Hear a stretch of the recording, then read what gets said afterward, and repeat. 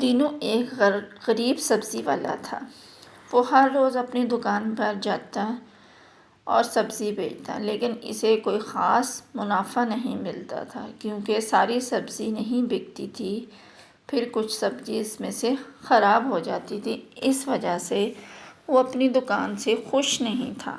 ایک دن وہ اپنی دکان پر جا رہا ہوتا ہے کہ راستے میں اسے ایک مرغی نظر آتی ہے۔ وہ مرغی بہت موٹی اور پیاری سی تھی۔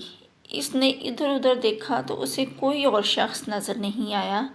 اس نے سوچا کہ چلو میں ہی اس مرغی کو اپنے گھر لے جاتا ہوں۔ وہ مرغی کو اپنے گھر لے آیا۔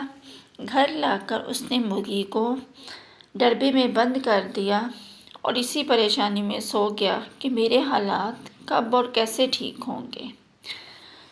صبح جب وہ سو کر اٹھا تو اس نے دیکھا کہ مرغی نے سونے کا انڈا دیا ہے۔ وہ یہ دیکھ کر حیران رہ گیا کہ یہ کیسا ہے، سونے کا لگتا ہے۔ چنانچہ وہ اس انڈے کو دیکھ کر بہت خوش ہوا اور اس کو لے کر جیولر کے پاس گیا۔ اس جیولر نے جب اسے دیکھا تو اس نے کہا کہ تمہارے پاس جتنے بھی اور اس طرح کے انڈے ہیں وہ لے آؤ، میں تمہیں بہت سارے پیسے دے دوں گا۔ لیکن دینو نے کہا ابھی تو میرے پاس صرف یہ ایک ہی ہے۔ چنانچہ جیولر نے اسے ایک تھیلی بھر کے پیسوں کی دی اور دینو وہ لے کر گھر واپس آ گیا۔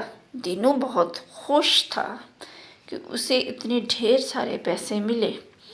اب اس نے سوچا کہ میں تو بہت جلد امیر ہو جاؤں گا اور میرے پاس بہت زیادہ پیسے ہوں گے اور میں اب سبزی کی دکان بھی نہیں چلاؤں گا کیونکہ میں تو امیر ہو جاؤں گا اور میرے پاس تو ڈھیروں ڈھیر پیسہ ہوگا۔ یہ سوچتے سوچتے وہ گھر کی طرف روانہ ہوا اور اپنے گھر پہنچ گیا۔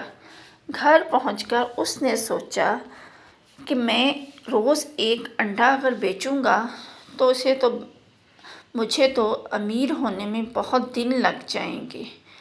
میں ایسا کرتا ہوں کہ اس مرغی کو ذبح کر لیتا ہوں اور اس سے جو انڈے حاصل ہوں گے، بہت سارے انڈے حاصل ہوں گے، تو اس سے ان کو بیچ کر میں بہت سارے پیسے لے لوں گا اور اس طرح میں جلدی سے امیر ہو جاؤں گا۔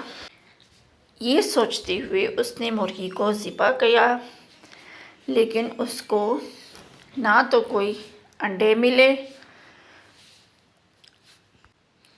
یہ سب دیکھ کر وہ بہت پریشان ہوا۔ وہ بہت پچھتایا کہ اب میں امیر کیسے بنوں گا، لالچ بری بلا ہے۔